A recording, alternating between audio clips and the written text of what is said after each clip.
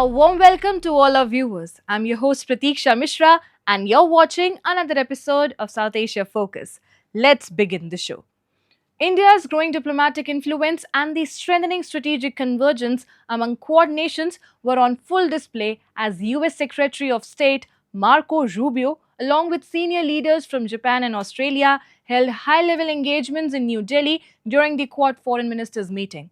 From expanding India-US cooperation to advancing a shared vision for a free and open Indo-Pacific, the meetings highlighted New Delhi's increasingly central role in shaping regional security and global diplomacy. Here's a report.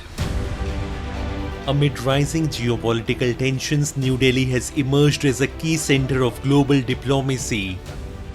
US Secretary of State Marco Rubio met Prime Minister Narendra Modi and External Affairs Minister Dr. S. Jaishankar to strengthen cooperation in defense, trade, technology and energy. Discussions also focused on regional stability and peaceful conflict resolution. India and the US further deepened strategic coordination by signing a framework on critical minerals and rare earth supply chains.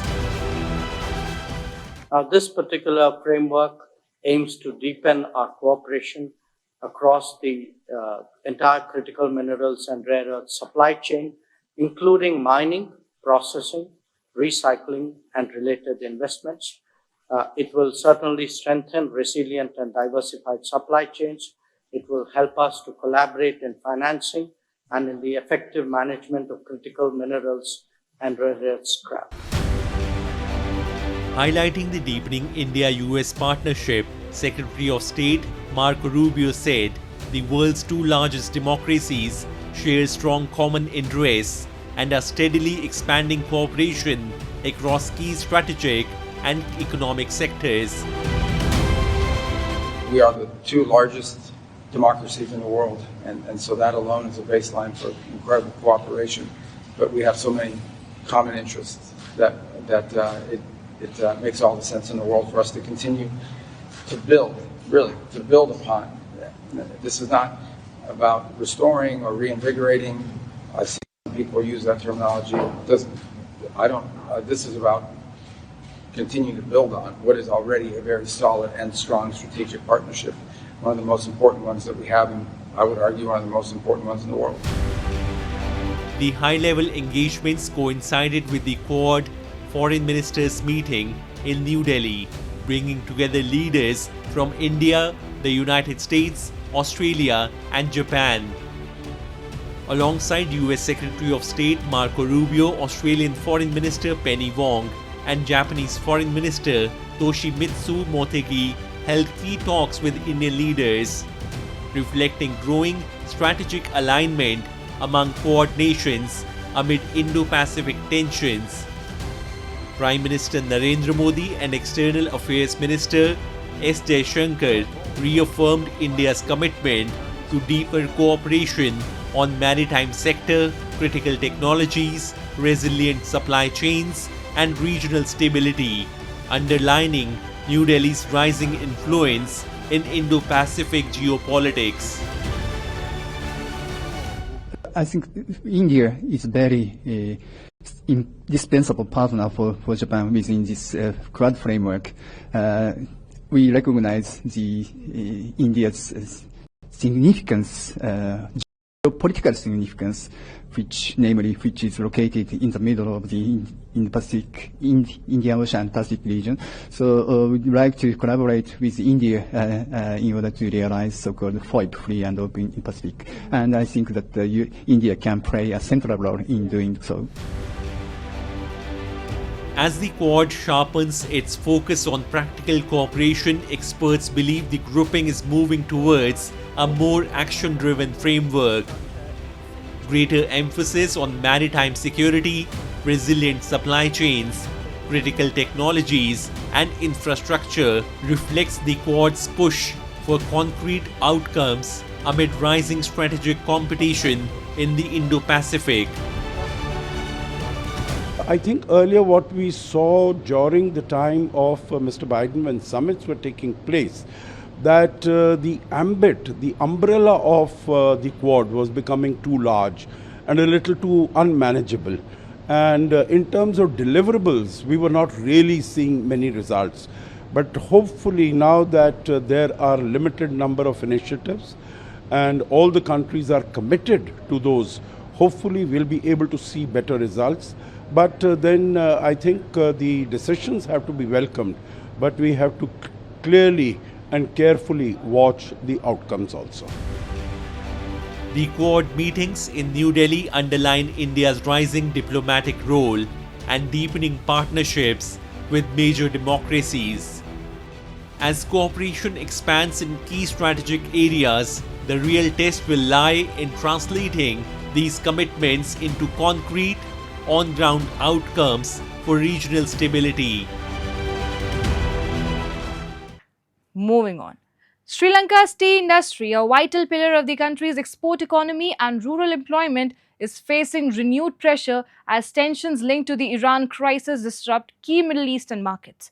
With exports falling sharply and demand from major buyers like Iran effectively halting, producers are grappling with weaker prices, logistics bottlenecks, and reduced shipments across the Gulf region. The impact is now being felt from auction floors to plantation communities, raising concerns for livelihoods and export stability.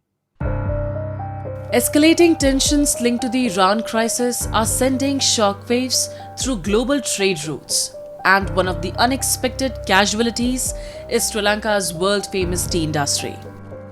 The island nation, which depends heavily on tea exports as a major foreign exchange earner, has seen shipments fall sharply, down 17.3% year-on-year in March to around $114.75 million.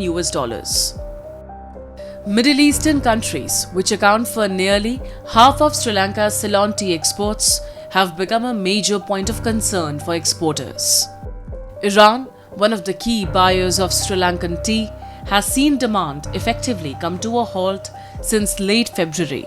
The disruption has not only affected sale volumes but also pushed down prices at local tea auctions.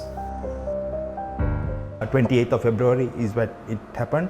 So the following auction, there was a drop in tea prices, which would have been, like about 20% drop in the prices, as well as there were about 20% teas which was not sold at the auction. So that's how it started.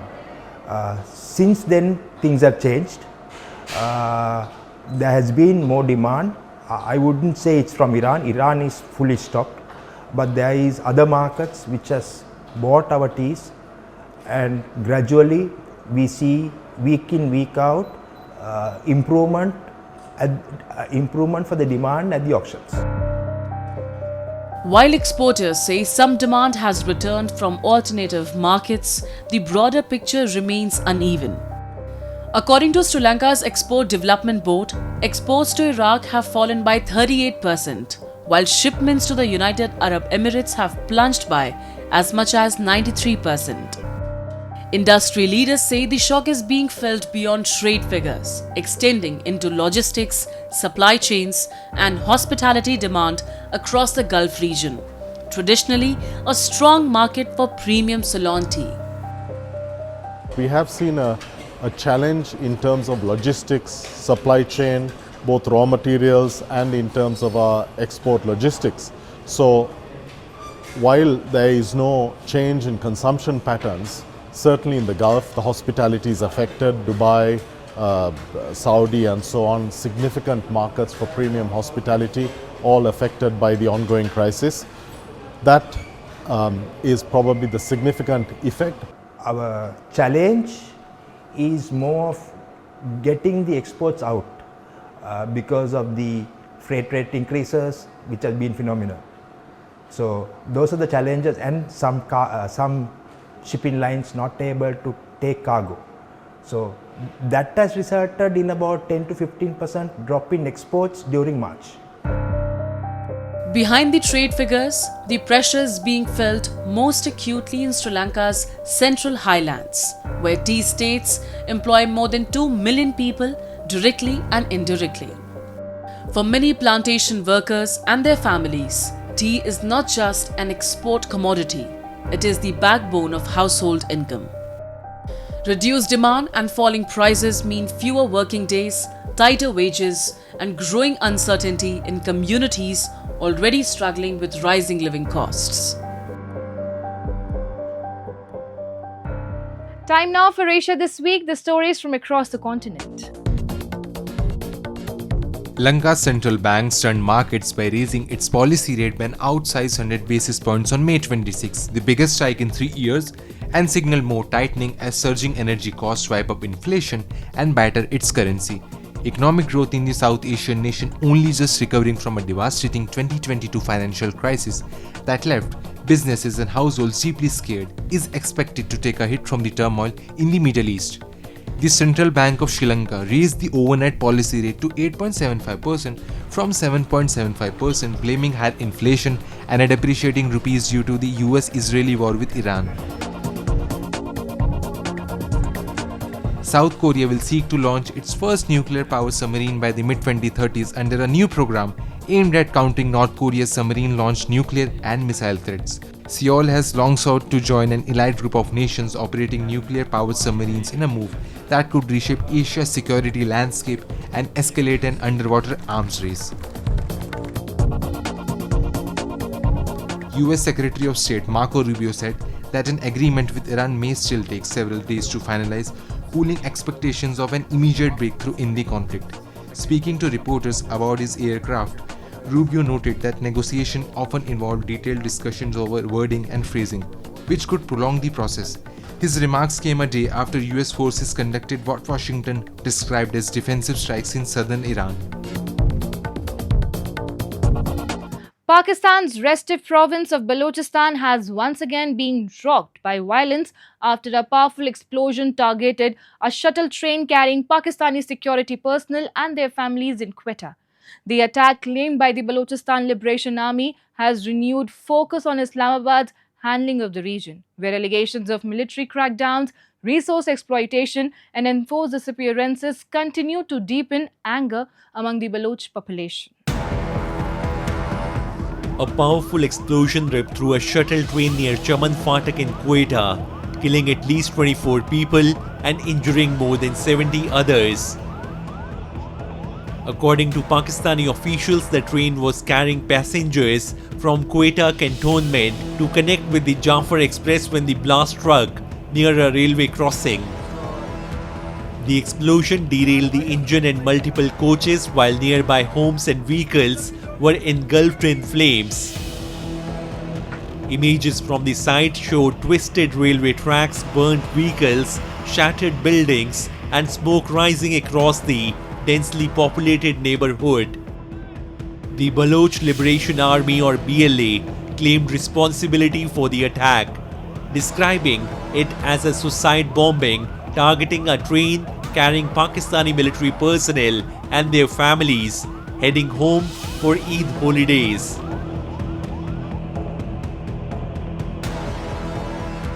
बिल्कुल करीब था, ये पटरियों के पास ही था, बिल्कुल बस हमें खुद यकीन नहीं आ रहा कि हम कैसे बचे। बिल्कुल करीब था, 2-3 कदम पे सामने ही है, 2-3 कदम पे इतना बड़ा ब्लास्ट के पूरा हम लोग जल गए। तो शुक्र है अल्लाह का हम बच गए। ये हमारी गाड़ियों का हाल देखे, मेरी अपनी गाड़ी भी जली है, करोड़ों रुपए की गाड़ियाँ इधर खड़ी थी, वो जो बिल्कुल जल गई। हमारे इतने नुकसानात हुए। The latest attack underscores the deteriorating security situation in Balochistan, a province that has remained in conflict with the Pakistani state for decades. Despite being rich in natural gas, coal, copper and other mineral reserves, Balochistan remains Pakistan's poorest region, with limited access to healthcare, education and basic infrastructure. Baloch have long accused Islamabad of exploiting the province's vast natural wealth while denying political rights and economic opportunities to local communities.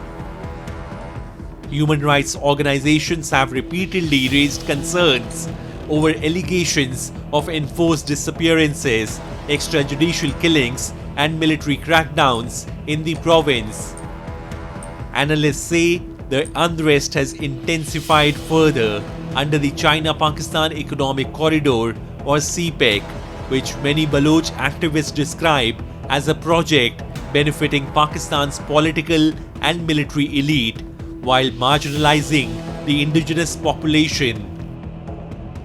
The strategically important Gwadar port, once projected as a major economic hub, continues to face instability amid growing local anger over unemployment and displacement.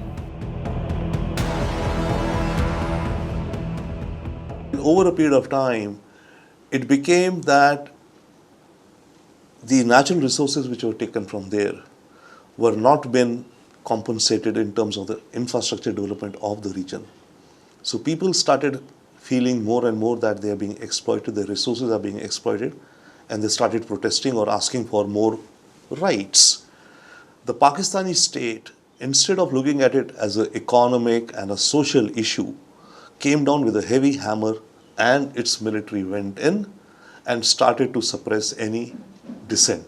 The people in Balochistan see the CPEC corridor and they see no benefits coming to them. They see portions of their country cut off for them because of security. They're not allowed to go near that perimeter of this, port yard or some security points or where the Chinese are staying. So they increasingly feel that they're being, pushed back within their own home grounds. The Quetta train attack comes just months after the dramatic hijacking of the Jafar Express by BLA insurgents earlier this year, an incident that exposed serious vulnerabilities within Pakistan's security establishment. Meanwhile, violence has continued to spread across both Balochistan and Khyber Pakhtunkhwa, where anti-state attacks have intensified against Pakistani security forces. Islamabad has repeatedly blamed external actors, including Afghanistan and India, for fueling the insurgency. However, critics argue that Pakistan's long-standing policies, heavy militarization and political suppression have deepened alienation among ethnic communities in the region. Quetta is heavily militarized. Okay, and for this bombing to happen in the militarized area is a success of sorts for the militants. So it's a major strike to the, a blow even to the prestige of the Pakistan army, that it could not prevent the killing of its soldiers. I think they were going on a holiday with their families and children, right? And secondly, before this strike also, there have been, I think about a month ago, a series of urban attacks across 12 cities or across 8 cities and 12 locations in Balochistan, which indicate a growing sophistication in terms of planning and execution. So this is the message that is going out there, that Pakistan, whatever it seems to be doing, is not being able to handle the situation. The insurgency, the dissatisfaction is growing by leaps and bounds. For many Baloch activists and local communities, decades of political exclusion, resource exploitation, and alleged state repression have only deepened calls for greater autonomy and resistance against Islamabad's control. Analysts warn that unless the underlying grievances of the Baloch people are addressed through political engagement and accountability, the province is likely to remain trapped in a dangerous cycle of violence and instability. In Kochi's Jewtown, a small embroidery shop reflects lasting communal harmony. After Jewish artisan Sarah Cohen's passing, her legacy is preserved by Taha Ibrahim, a Muslim who worked with her for years and treated her like a family. Now he and his son continue her craft, keeping alive traditions that transcend religion and highlight deep interfaith bonds.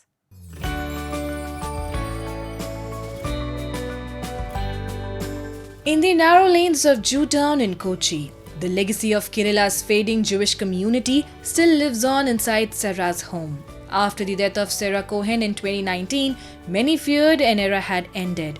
But her memories and rare embroidery art continue through Taha Ibrahim, a Muslim man who cared for Sarah and her husband like family for over 3 decades. Today, he preserves their heritage stitch by stitch, keeping alive a timeless story of love, trust, and communal harmony. Shop starting in the 1980, the Sarah starting. I came here in 1982. After my childhood time, I grew up here. That way I know all the embroidery she taught me. After Sarah's husband passed away in 1999, after I look after the shop. Now I'm continuing all the work, the Jewish embroidery also she taught me. Today, visitors to the old shop discover more than embroidery or faded memories. They witness a living symbol of coexistence in Kochi's Jew town. Now, Taha Ibrahim's 24-year-old son is learning the traditions and craftsmanship once passed down by Sarah Cohen, carrying this shared heritage into a new generation. Inshallah, I hope so. I want to continue like the same tradition, whatever she and my father continue. I want to continue the same legacy. I hope so. At a time when religion often divides communities, Kochi's Jew town quietly tells a different story of a Jewish woman and a Muslim family bound by love, trust, and shared heritage. Here, communal harmony lives beyond speeches, preserved through memories, prayers, craftsmanship, and everyday acts of humanity.